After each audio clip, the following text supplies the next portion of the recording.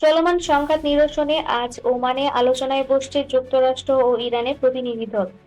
দুই দেশের মধ্যে উত্তেজনা কমাতে কূটনৈতিক উদ্যোগের অংশ হিসেবে এই বৈঠক অনুষ্ঠিত হচ্ছে বলে জানানো হয়েছে। আন্তর্জাতিক মহলে এই আলোচনার দিকে সতর্ক নজর রাখছে।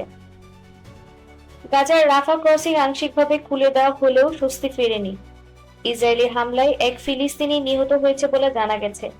সীমান্তে সহিংসতা অব্যাহত থাকায় গাজায় মানবিক পরিস্থিতি আরও সংকটের দিকে যাচ্ছে। ইউক্রেনের যুদ্ধবিরতি কোনো সিদ্ধান্ত ছাড়াই আবুধাবিতে শেষ হয়েছে ত্রিপক্ষীয় বৈঠক। দীর্ঘ আলোচনা হলেও যুদ্ধ বন্ধের বিষয়ে সংশ্লিষ্ট পদক্ষেপগুলো কোনো চূড়ান্ত সমঝোতা হয়নি। যুক্তরাষ্ট্র ও রাশিয়ার পারমাণবিক অস্ত্র নিয়ন্ত্রণ সংক্রান্ত চুক্তির মেয়াদ শেষ হয়েছে। নতুন কোনো চুক্তিতে পৌঁছাতে না পারায় বৈশ্বিক নিরাপত্তা পরিস্থিতি নিয়ে উদ্বেগ প্রকাশ করছেন আন্তর্জাতিক বিশ্লেষকরা।